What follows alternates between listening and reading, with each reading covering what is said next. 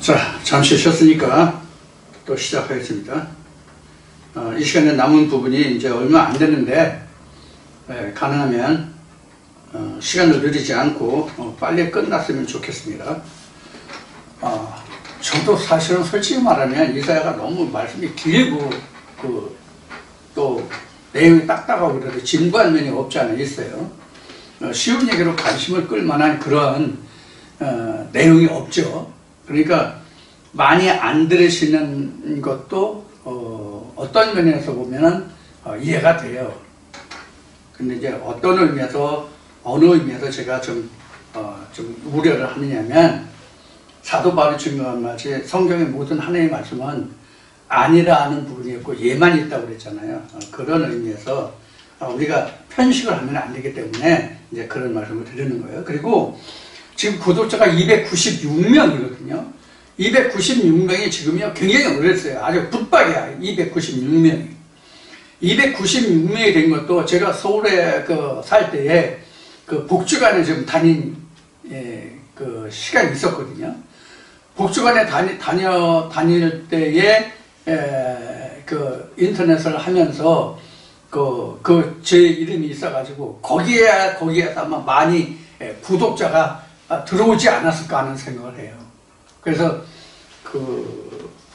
꼭 필요한 구독자가 아니라 컴퓨터를 배우기 위한 연습으로 구독자가 되고, 또 이웃을 신청하고 구독자가 되고, 그런 분들이 있기 때문에 좀 차이가 있을 거라고 생각합니다. 그래서 지금 이제 구독자 수가 늘지 않는데, 1차적으로는 이제 저에게 책임이 있고요. 제가 잘못하기 때문에 구독자가 늘지 않는다고 그렇게 이제 해야 낫겠죠. 자, 열심히 노력하도록 하겠습니다. 여러분들 함께 응원해 주시고, 오늘도 좀 구독 안 하시고 보시는 분이 계시다면 구독을 좀 해주시고요. 또 동영상을 보실 때마다 좋아요를 각 편마다 좀 눌러주시길 바랍니다. 좋아요를. 구독은 맨 처음 한 번만 하시면 돼요. 그리고 좋아요는 매 동영상마다 하시면 돼요. 매 동영상마다. 일주일에 2편 올라가잖아요. 그럼 2편 다 해주셔야 돼요. 한 편만 하면 안 돼요. 매 편마다 여러분들이 좋아요를 눌러주시면 되는 거예요. 좋아요를 눌러달라고 하는 얘기는 여러분들이 들으시고 꼭 그 내용이 여러분들 마음에 다 합하기 때문에, 좋기 때문에 좋아요를 눌러달라는 뜻이 아니라, 전에도 말씀을 드렸듯이 좋아요를 눌러서 좋아요 표시가 많으면 많은 사람들에게 노출이 된다고. 그래서 이게 전도할 수 있는 기련이 있단 말이에요. 많은 사람들이 볼 수 있게 되니까. 그런 의미에서 좋아요를 눌러달라고 하는 거예요. 구독은 맨 처음 접하실 때 한 번만 하시면 돼요. 그리고 구독과 좋아요는 절대로 여러분들이 경제적인 손해를 보지 않습니다. 구독을 눌렀다고 해서 여러분들이 헌금해야 되고, 구독을 눌렀다고 해서 돈 들어가는 거 아니에요. 그래서 구독과 좋아요는 무료입니다. 우리 굉장히 좋아하는 무료. 공짜예요. 공짜를 좋아하면 저같이 이렇게 이마가 벗어집니다. 그래서 좋아요를 꼭 눌러주시기 바랍니다. 자, 다시 시작합니다. 자, 그러면은 우리가 15절 말씀까지 이제 봤죠. 그래서 16절부터 말씀을 다시 시작하겠습니다. 자, 여호와께서 불과 칼로 모든 혈육에게 심판을 베푸신즉 여호와께 사륙당할 자가 많으리니. 이거 참 엄청나네. 이거 겁나네 진짜. 좀 살벌하죠. 그렇죠?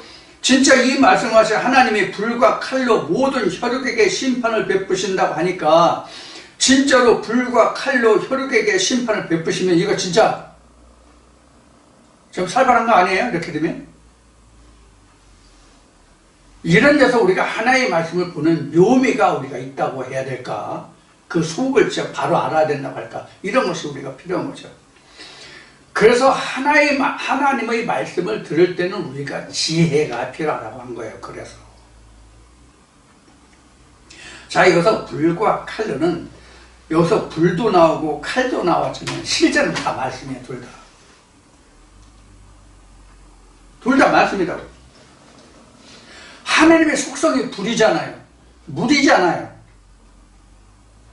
하나님의 속성 자체가. 그래서 뭐 하나님이 하늘에서 불을 내리고 뭐 이거 다 불 내린다는 것이 하나님의 말씀이란 말이에요. 다. 자, 그거고 칼도 그렇고 여호와의 칼이잖아요. 여호와의 칼. 여호와의 검도 있고 여호와의 칼도 있단 말이에요. 그래서 이 불과 칼은 하나님의 말씀이에요. 하나님의 말씀이 모든 혈육에게 심판을 베푸는즉. 그러니까 누구에게는 하나님의 말씀이 심판되고 누구에게는 하나님의 말씀이 심판 안 되고 이게 아니란 말이에요.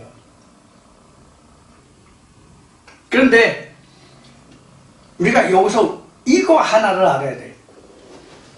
성경에 기록된 대로, 신약에 기록되죠. 성경에 기록된 대로 하나님을 믿지 아니한 사람들은 이미 심판을 받은 것이고, 이미 심판을 받은 것이고, 하나님을 믿는 사람들 중에서 그가 올바로 믿었느냐, 올바로 알았느냐, 올바른 하나님의 지식을 가지고 있느냐 하는 이 선악간의 분별하는 것을 우리는 심판이라고 하는 거예요. 그럼 그것을 뭐로 해요? 여기 말씀에 기록된 대로 진짜 불과 칼로 해? 말씀이란 말이에요. 하나님의 말씀 성령의 검이라고 되어 있잖아. 하나님의 말씀으로 이렇게 한다면 모든 이렇게. 그래서 우리가 예수가 그 복음서에서 언급한 대로 너희가 주여 주여 부른다고 다 구원 얻을 게 아니라고 그랬죠? 그럼 어떻게 해야 된다고 그랬어요? 하나님의 말씀으로 해. 하나님의 뜻대로. 그러니까 하나님의 뜻대로 하나님의 성호를 불렀느냐, 자기의 뜻대로 하나님의 성호를 불렀느냐 하는 거예요. 그래서 제가 이렇게 얘기했죠. 우리가 교회 다니는 사람은 다 하나님을 알기 위해서 간 사람들이에요. 교회 다니는 사람들은 다 하나님을 알기 위해서 갔다고. 하나님을 알기 위해서 갔는데 그 하나님이 누구 표 하나님이고 누구 표 예수라고 그랬어요? 자기 마음에 합하는 하나님과 예수가 되면 안 된다. 내가 비록 내 마음에 맞지 않더라도 내 마음에 합하지 않더라도 하나님과 하나님표 예수를 찾고 구해야 된다. 이 얘기를 했죠. 그래서 하나님과 하나님표 예수가 아니면 다 멸망의 대상이란 말이에요. 심판의 대상이란 말이에요. 하나님표는 구원의 대상이지만 하나님표가 아닌 것은 멸망의 대상이라고, 심판의 대상이라고, 이것을 우리가 생각해야 된단 말이에요. 왜 예수가 주여 주여 하는 자마다 다 구원 얻을 것이 아니라고 했는지를 우리가 알아야 된단 말이에요. 그러면 어떻게 하는 것이 아버지의 뜻이라고, 내 아버지의 뜻대로 행하는 자라는데 무엇이 아버지의 뜻이냐고. 무엇이 아버지의 뜻이에요? 여러분들 지금 무엇이 아버지의 뜻이냐고 지금 물었잖아요. 그럼 무엇이 아버지의 뜻이에요? 1차적으로 우리가 생각해보세요. 첫 번째로 생각드는 게 거짓 선지자와 참 선지자, 하나님이 보내신 선지자를 분별하는 것이 하나님의 뜻이에요.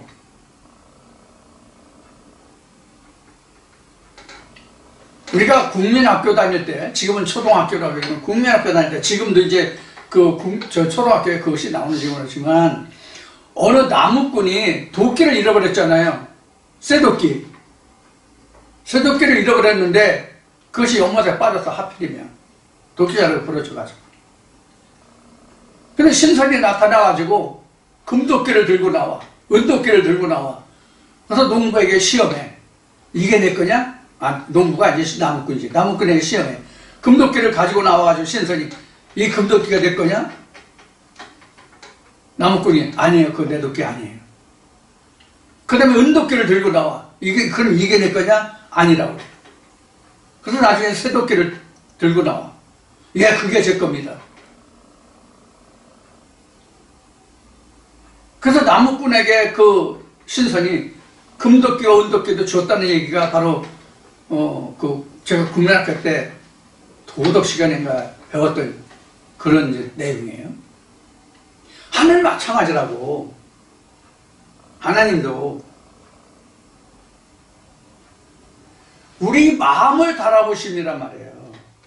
그래서 자기표 하나님이 아니란 말이에요. 자기표 예수가 아니란 말이에요. 자기표 구원이 아니란 말이에요. 좋든 싫든 하나님 표란 말이에요.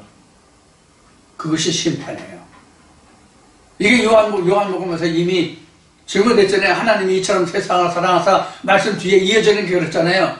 믿지 않는 사람들은 이미 심판을 받았거니와 그 이름을 부르고 그 믿는 자들은 이렇게 설명이 되어 있잖아요. 제 얘기가 아니고.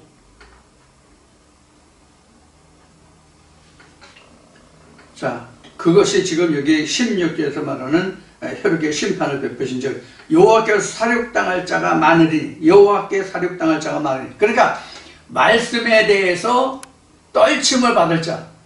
신명기 말씀으로 얘기하면 내가 너에게 율법을 주는데 이 율법을 지키면 복이고 지키지 않으면 저주라고 그랬죠. 이걸 얘기하는 거예요. 그러니까 한 말씀으로 인용한다면 그렇게 한다고 지금 그렇게 심판을 베푸신 즉 여호와께서 사륙당할 자가 많으니 즉 하나님께서 말씀하신 하나님표 하나님과 예수를 따르지 않고 청종하지 않은 사람들이 많으리니 이 뜻과 같은 거예요. 우리 인간의 생각으로 봐도 지금 우리가 믿고 있는 현 수준에서 우리가 믿고 있는 알고 있는 현 수준에서 봐도 심판받을 자가 많아요? 구원받을 자가 많아요? 그걸 얘기하는 거예요. 그래서 심판받을 자가 많다고 살해를 당할 자가 많다고 하니까 심판받을 자가 많다는 얘기잖아요. 구원받을 자보다. 이게 실상이잖아. 그래서 사도 바울도 고린도 교회에 얘기하잖아. 예수로 인해가지고 구원받은 자가 사도들 결국 몇 명? 한 500여 명이라고 얘기하잖아요. 그때 당시에 그럼 하나님의 성원을 부른 사람들이 500여 명이에요? 바리새인들의 제자들은 다 어디 갔어요? 그들만 얼마냐고요?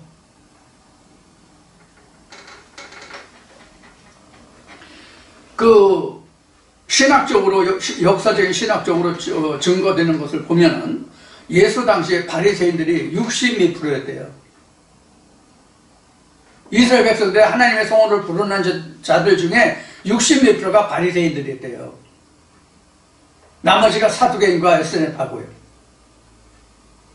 그럼 이제 40%가 이제 남자 40% 중에서 한 30%는 그 바리새파고 나머지 한 10여 프로가 그 SNF하고 뭐 이렇게 뭐 되지 않을까 하는 생각을 해본 적이 있는데 뭐 60%든지 70%든지 100%든지 이들도 다 하나님의 성원을 불렀잖아요. 그럼 그들이 다 하나님 구원에 들어갔어요? 누가 보면 16장에 가다 보자고요. 부자들은 많아도 거지 나사로는 적었잖아요. 그래서 그들이 다 하나님의 구원을 받고 하나님 보좌에 갈 것으로 생각하잖아요.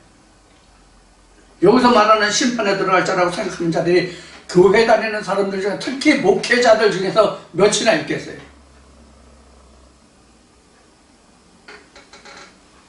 이게 하나님 안에서 볼 때, 성경으로 볼 때 이게 믿음의 실상이란 말이에요. 그럼 우리가 현재 하나님의 은혜 안에 있다는 것이 얼마나 복된 것인지 값진 것인지를 우리가 생각해 봐야 돼. 그런데 이것을 값지다 보배롭다고 생각하는 건 과연 몇이나 될까? 이 생각을 해보게 돼요. 우리가 세상에 살면서 지금 오늘도 지금 저나 여러분들 다 호흡을 하니까 숨 쉬니까 살아가잖아요. 그럼 우리가 호흡을 하면서 살아가는데 공기에 대해서 이 호흡에 대해서 공기에 대해서 감사하고 사는 사람 몇이에요? 있어요? 저는 이 공기에 대해서 감사하는 생각을 해본 적이 진짜 없는 것 같아요. 왜 그래요? 당연하기 때문에. 당연한 것은 우리가 감사할 줄을 몰라요. 내가 부모한테 혜택을 받고 자라나서 오늘날 내가 잘 먹고 잘 사는데 부모가 그렇게 해주는 데서 감사하는 사람이 몇이나 될까요? 왜? 당연하기 때문에 누구 부모는 어느 집이나 어느 부모나 그렇게 해주기 때문에 당연히 그렇게 해줄 것으로 생각해요. 우리도 하나님께서 주시는 은혜가 당연하다고 생각하기 때문에 감사함이 안 나오는 거예요. 저부터도. 그러면 우리가 지금 가정의 부모와 자식의 얘기를 들었고 하나님과 우리를 예를 들었잖아요. 그러면 세상의 부모와 자식 간에는 그게 당연해요. 근데 하나님과 우리 인간과는 당연하지 않아요. 왜? 본래 하나님은 우리 부모가 아니에요. 하나님은 본래 우리 하나님이 아니라고. 하나님은 본래 낳아주신 분이 아니라고. 남의 새끼라고, 죄의 자손들이라고, 악의 자손이라고, 악의 씨라고, 그것을 불러서 하나님의 자녀 삼아주심이잖아요. 그러니까 세상의 부모와 자식은 당연한 관계지만 하나님과 지금 우리가 하나님의 자녀가 된 것은 당연한 관계가 아니라고. 그러니까 우리는 감사할 수 있어야 되는데 그 감사를 안 한다니까.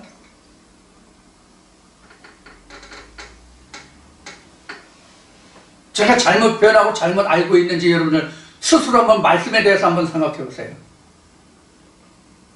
우리는 본래 하나님의 자식이 아니에요. 그래서 야곱을 도둑놈이라고 한 거예요. 천국을 훔친 자잖아요, 쉽게 얘기하면. 그래서 사실 우리는 도둑놈이에요. 어떤 도둑놈? 하늘나라를 도둑질하는 도둑놈이에요. 근데 하나님은 이것을 기뻐하신단 말이에요, 이거를.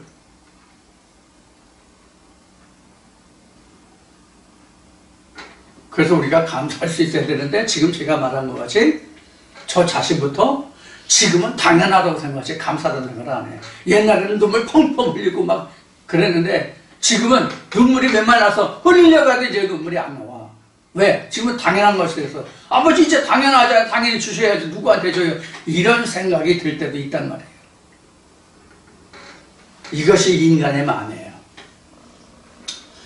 자, 조금 이제 옆으로 흘렀지만 자, 그 다음에 이제 17절 보겠습니다. 스스로 거룩히 구별하며 스스로 정결케 하고 동산에 들어가서 그 가운데 있는 자를 따라 돼지고기와 가증한 물건과 쥐를 먹는 자가 다 함께 망하리라. 여호와의 말씀이니라. 자, 여러분들 이게 연상이 뭐가 돼요? 연상되는 게 뭐 있어요? 이 동산하면 이게 히브리어는 똑같이 하나님이 그 아담의 코에 생기를 넣어주고 그가 거할 수 있는 그 동산을 지었던 그 동산 간하고 같은 단어의 간이에요. 그런데 그 동산이라고 즉 하나님이 성소에 들어가서 어떤 자가 거룩고 구별을 스스로 정결케 하고 자기가 스스로 거룩게 하고 정결케 하고 그래 하나님께 정결함을 입었단 말이에요. 그런데 들어가서 돼지고기와 가증한 물건과 쥐를 먹는 자들과 함께 망하리니 여호와의 말씀이다. 이렇게 되어 있어요. 이것은 어떻게 우리가 해석할 수 있냐면 에레미야 말씀에 이런 말씀입니다.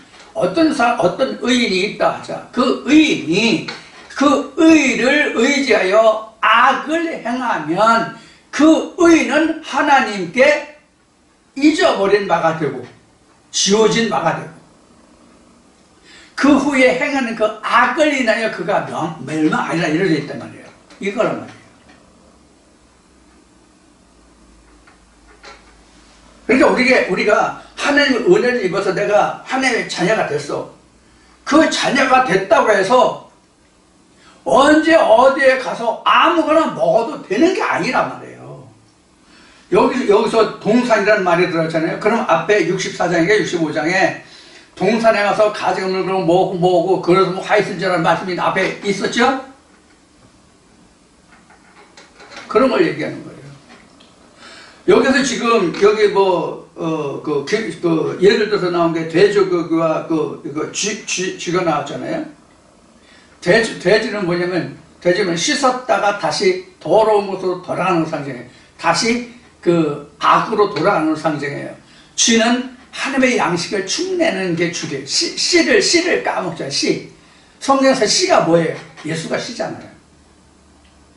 예수가 씨잖아요. 성경에서는요. 그러니까 쉬운 얘기로 이것이 지금 여기서 실제 돼지고기나 쥐를 얘기하는 것이 아니라 실제는 뭘 얘기하냐면 타락을 얘기해요. 하나님의 히브리서 말씀이에요. 하나님의 은사를 잊고 그 은사에서 돌이키는 자는 다시 돌이켜 회개하는 제사가 없다는 말씀을 우리가 연상하면 돼요.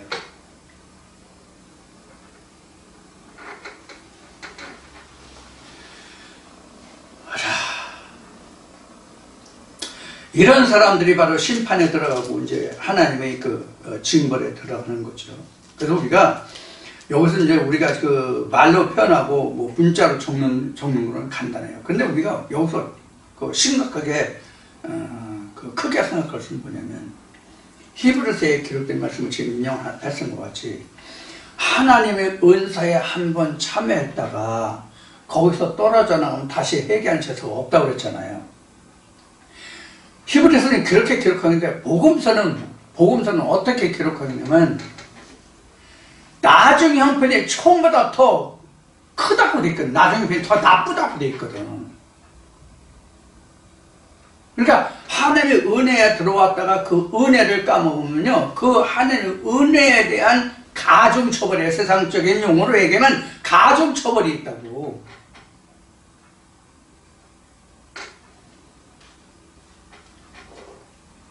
그러니까 하나님을 모르는 자들이 행하는 악에 대해서는 언제든지 하나님이 돌이킬 수 있는 길을 열어주셨어요.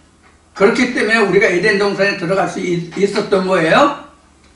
그런데 하나님의 은사를 맛본 자는 다시 들어올 수 있는 동산 길이 없단 말이에요. 지금 열어놓은 길이. 그래서 말씀에 기록한 대로 이게 무섭단 말이에요. 그래서 우리가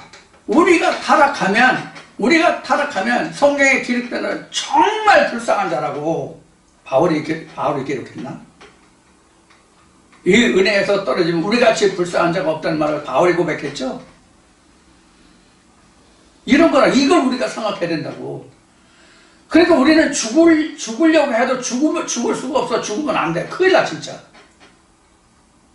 하나님의 악이 갑절로 우리에게 갚음이 되니까. 하나님의 징벌이. 이게 더 두려운 거예요. 우리가 은혜를 입은 것은. 은혜를 입은 것이 큰데 그 은혜를 지키지 못하고 내가 배반하면 이스라엘 백성들이 어떻게 하나님의 징벌을 받았는지를 우리가 연상해 보시고 생각해 보시죠. 그 나중에 형편이 어떠한가. 이것을 우리가 말씀에서 우리가 생각해 봐야 돼. 그 다음에 18절로 내가 그들의 소유와 사상을 아노라.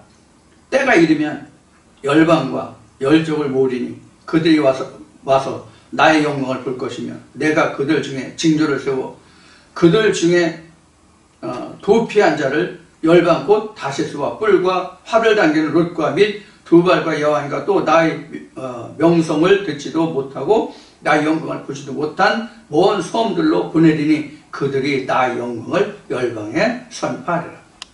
그러니까 알지 못하는 그런 곳을 우리가 심판받으면 쫓겨난다는 의미잖아. 지금 이 말은 먼 섬으로 보낸다는 유배 보낸다는 얘기예요. 유배 보내서 거기서 뭐 하나님 은혜를 얘기해봐야 뭐래. 나는 유배됐는데. 응?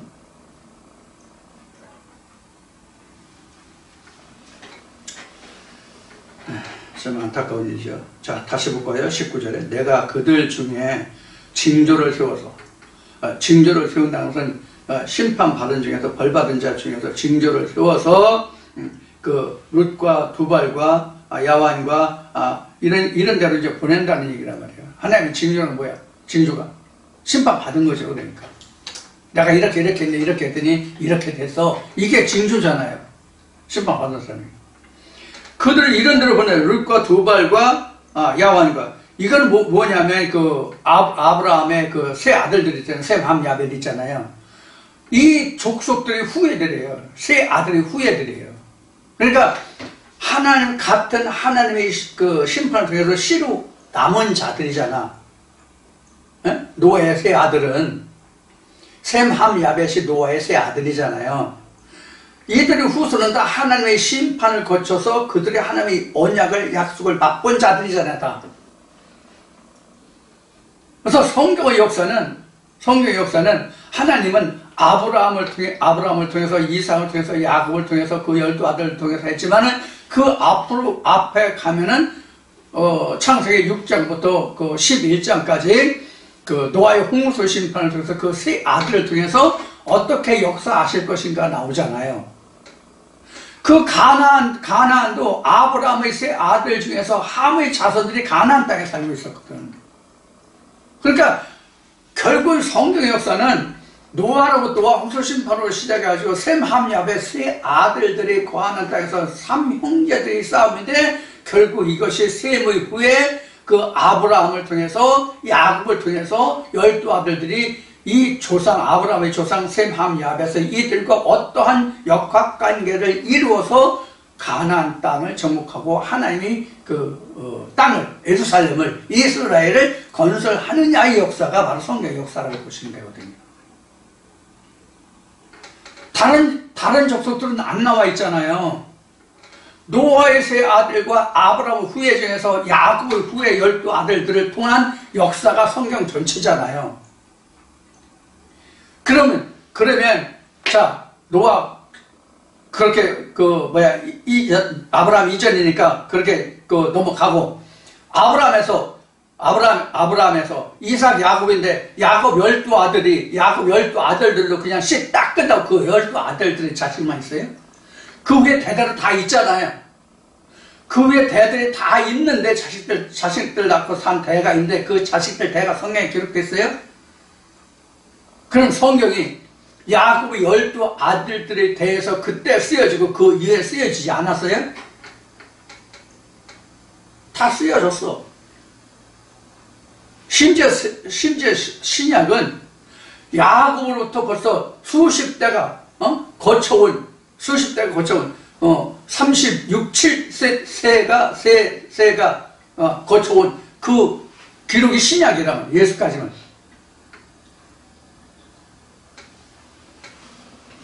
그럼 아브라함부터 예수까지가 60대인가 그래요. 아브라함부터인가? 40대인가?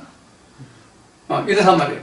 그러면 그 많은 세대들인데 그 세대들에서 성경 기록이 있어요? 아브라함의 12아들들과 같은 그런 기록이 있냐고. 노아의 세 아들과 같은 그런 기록이 있냐고.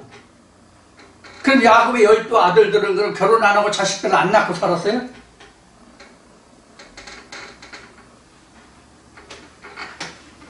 그래서 성경은 노아의 세 아들들과 야곱의 12아들들의 상호의 역학관계의 그 완성이 성경의 완성이라 그렇게 얘기하는 거예요. 자, 그래서 여기서 룻과 두발과 야완도 그 노아의 세 아들들의 시들이에요. 후예들이라고. 이런 사람들이 원근각지에 뿔뿔 다 흩어져 살잖아. 그래서 섬들로 표현한 거예요. 그런 섬들에 보내서 하나님이 이렇게 역사하셨다는 것을 선파가 전하게 된다. 이렇게 되는 거예요. 그러니까 온 세상에 하나님의 역사가 이래서 이제 전파되는 거예요. 하나님의 땅만 전파되는 게 아니다 말이에요. 자, 20절 보겠습니다. 여호와가 말하노라 이스라엘 자손이 예물을 깨끗한 그릇에 담아 여호와의 집에 드린 같이 그들이 너희 모든 형제를 열방에서 나의 성산 예루살렘으로 말과 수레와 사자와 노새와 약대에 태워다가 여호와께 예물로 드릴 것이요 나는 그 중에서 택하여 제사장과 레위인을 삼으리라 여호와의 말이라. 자, 이것은 뭐냐면 이렇게 해서 이제 하나님의 그 복음이 증거되잖아요. 성까지 증거되면 오히려 그들이 하나님께 심판받은 자를 통해서 하나님의 그 복음이 증거돼서 그들을 통해서 하나님의 복음이 증거되고 그들에게서 오히려 하나님께 와서 하나님의 제사장으로 사용을 받는 자들이 있을 것이라. 이것은 다른 말로 신약에서 얘기하는 말하면 예수를 표현할 때 뭐냐면 이방에서 내 아들을 불렀다. 애굽에서 내 아들을 불렀다. 이방에서 내 아들을 불렀다 하는 말씀을 응하리라는 그 말씀이 나오잖아요. 복음서에. 그와 같은 의미예요. 그러니까 하나님의 복음이 꼭 좋은 의미로만 증거되는 것이 아니에요. 꼭 하나님의 선지자들을 통해서만 증거되는 게 아니란 말이에요. 오히려 어쩌면 하나님께 심판받은 자들이 더 절실하게 그 하나님을 증거할 수 있을지도 몰라요. 마치 형무소에 갔다 온 사람이 형무소의 사정을 잘 알듯이, 그렇다고 해서 뭐 사도 바울이 얘기한 것이 우리가 하나님께 범죄하자, 그런 범죄가 넘치고 하나님의 은혜도 넘쳤으니 우리가 더욱더 범죄하자, 이런 식으로 말씀드리는 건 아니에요.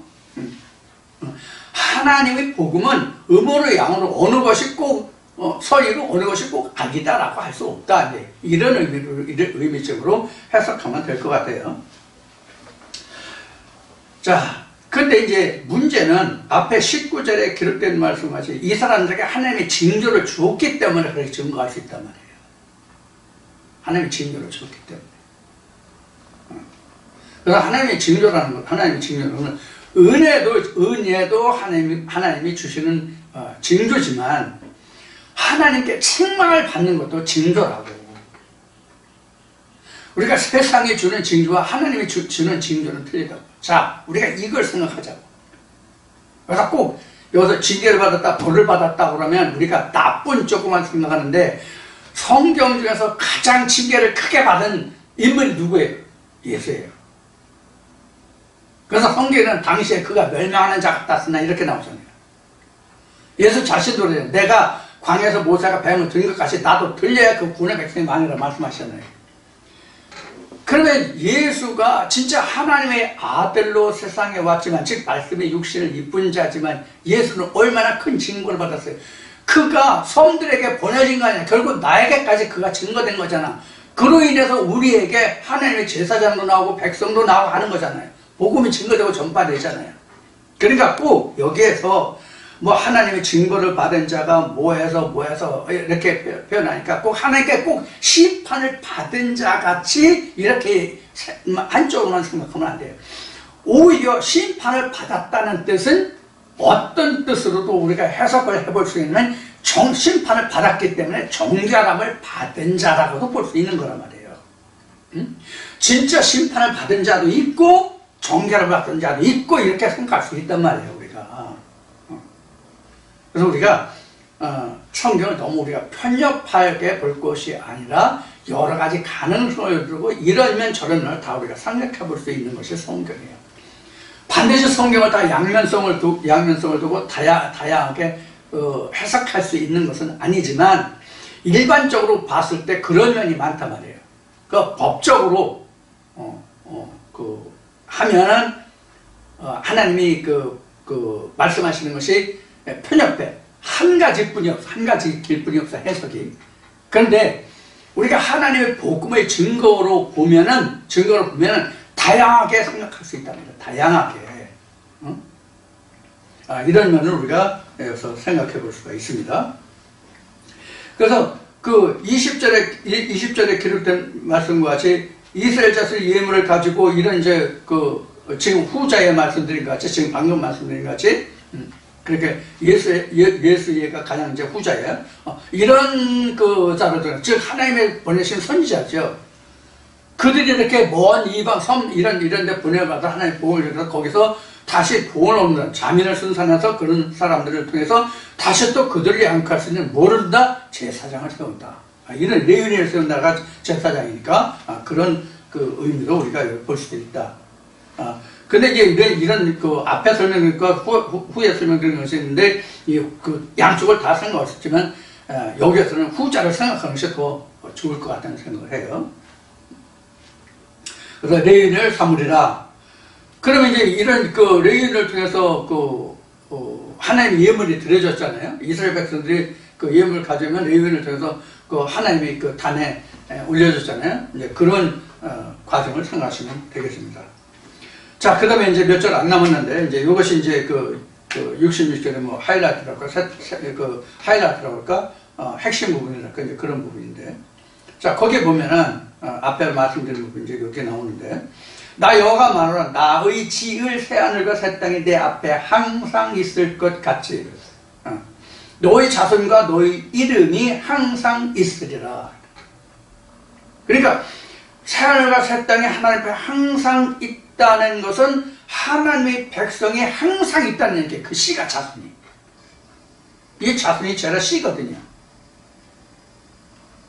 이게 앞에서 얘기한 7절, 9절에는 자민순산이란 말이에요. 이게 새하늘과 새 땅이라고 지금 설명하고 있는 거란 말이에요. 그러니까 자민을 순산함이 바로 새하늘과 새 땅이고 그것이 항상 있다는 얘기예요. 이것을 내가 금하지 않겠다는 얘기가 내가 태를 닫지 않겠다는 얘기란 말이에요. 자, 항상 있으리라. 여호와가 말하노라. 25절인가? 23절 여호와가 말하노라. 매 월삭과 매 안식일에 모든 혈육이 이르러 내 앞에 경배하라.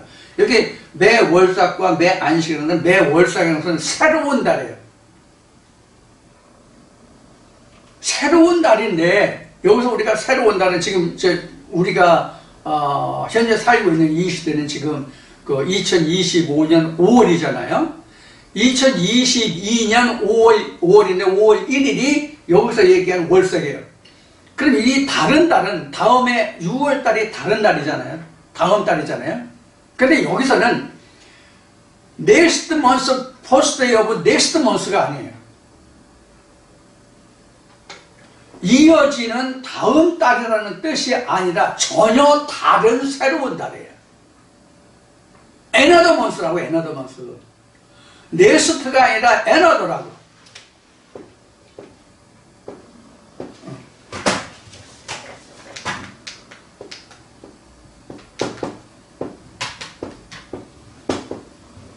next month가 아니라 another라고. another month라고. 전혀 다른 달이라고. 전혀 달라. 이게 뭐냐면 산후가 사탕이라는 얘기예요. 산후가 사탕. 쭉 연속되는 다음 달이 아니라 전혀 새로운 다음 달이라는 얘기예요.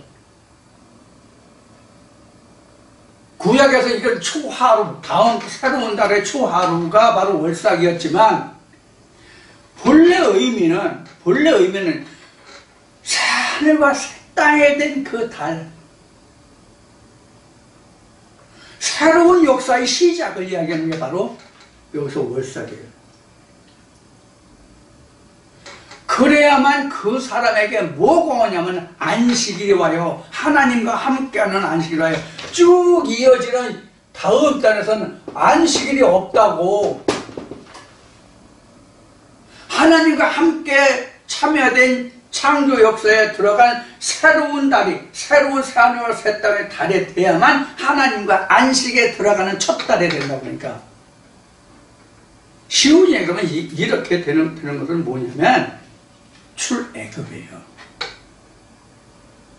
출애굽이라고 봐야 된다고. 지금 여기서 월삭은 another month니까. 출애굽이면 첫 달이 뭐예요? 아비벌이죠? 그런 의미로 이 말씀을 봐야 돼요. 여기서. 그래야 산후가 새 땅에 대한 이제 설명이 되는 거죠.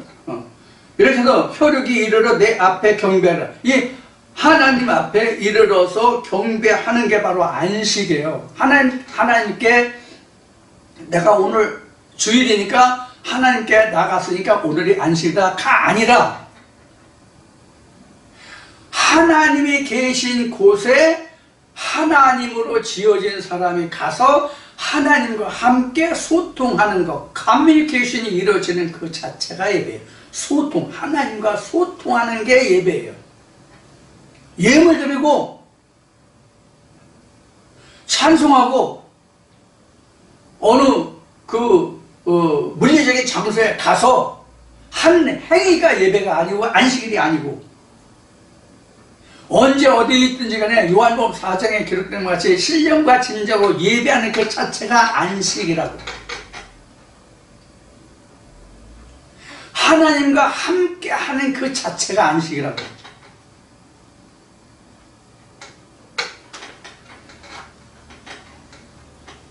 그 다음에 이제 66장 마지막 절입니다. 그들이 나가서 내게 패역한 자들의 시체들을 볼 것이라. 누가 이걸 본다고요? 안식에 참여하는 자만, 안식에 월삭과 안식에 참여하는 자만 이걸 본다고. 그러니까 산후가 새 땅에 된 자만 시체들을 본다고. 여러분 시체하면 지금 연상에서 떠오르는 거 없어요? 오늘도 시체들의 합창과 예배가 엄청 많죠? 뭔지 난 모르겠습니다. 뭔지 잘 몰라요. 여러분들은 아실 겁니다. 패역한 자들의 시체들을 볼 것이라. 그 벌레가 죽지 아니하며 그 불이 꺼지지 아니하여 그 모든 혈육에게 가증함이 되리라. 이 벌레가 이제 그 영어로 얘기하면 이제 영어로 얘기하면 이제 웜인데 이 웜은 뭘 얘기하냐면요. 그냥 단순히 그냥 이런 웜은 단순하게 벌레를 얘기하는 게 아니라 이 벌레는 뭘 얘기하냐면 여기로 얘기하면요. 황충이에요. 황충들이라고 이게 응?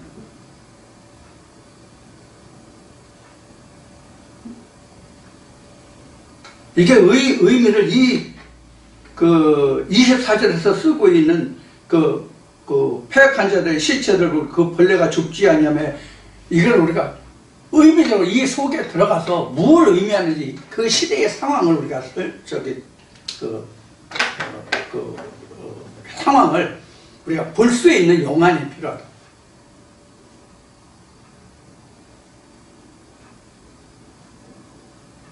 그래서 이제 지옥불에 가면은 그 벌레도 죽지 않는다라고 되어 있죠. 여기 그렇잖아. 여기 이제 뭐 죽지 않는다는 말은 시체들 불과 그 벌레가 여기 있네. 벌레가 죽지 아니하며 그 불이 꺼지지 아니하고 하나님의 여호와의 말씀이 그들에게서 사라지지 않는다. 그러니까 이 황충들이 계속 거기서 꿈틀거리는 거죠. 요 정도 말씀드리면 여러분들이 무엇인지 연상을 하실 거예요. 나도 여러분들을 지난날에 이렇게 꿈틀거렸어. 그 불에 타지도 않고 그 불 속에 있으면서 타지도 않고 이러한 상태에서 우리가 하나님의 구원을 이룬 거예요. 이게 은혜가 아니면 무엇이냐. 근데 우리가 이 은혜로 생각하지 않고 은혜를 감사할 줄 모르는 그러한 그 신앙생활이 됐단 말이에요, 오늘날. 여러분들 책망하자고 해서 말씀드린 게 아니에요. 앞에 말씀드린 것 같이 제 자신이 오늘날 보니까 이렇게 돼 있다고 이제 얘기하고 싶은 거예요. 제 자신이 돌아보니까 지금 그렇다고 오늘날 이렇게 지금까지 이르러서 오늘날 돌아보니까 내 자신이 이렇게 돼 있다고 지금 당연한 것으로 생각하고 있다고 지금 하나님 말씀 주시고 은혜 주시는 것을 당연하다고 생각한다고 감사하시고 제 마음이 좀 강하고 강팍하기 때문에 감사할 줄을 잘 몰라요. 항상 그냥 당연하다고 생각하는 사람이 저예요. 참 못돼 처먹은 인간이 이태수예요. 여러분들에게 또 하나님 앞에 내가 어떤 겸손 떨고자 함이 아니라 진짜로 제 자신이 그래요. 그렇기 때문에 제 자신을 이런 말씀을 보고 또 말씀을 증거할 때 제 자신을 생각하게 되는데 정말 저 친구들도 이렇게 여러 SNS를 통해서 뭐 감사하고 살자 뭐 감사하다 그러면 야 그게 뭐 감사하냐라는 생각을 저는 굉장히 많이 하거든요. 사실 그만큼 제가 강팍하고 참 인간이 못돼 먹은 인간이에요. 근데 대인관계에서만 그런 게 아니라 사람 살아가는 그 생활 속에서만 그런 게 아니라 하나님 안에서 제가 그런 게 있더라고요. 정말 못된 인간이에요. 그래도 하나님이 오늘날까지 붙들어주셔서 여러분 앞에 그래도 잘났다고 하나님의 말씀을 지금 전하고 있는 것을 보면 참 가증스럽죠. 제가 제 자신을 볼 때.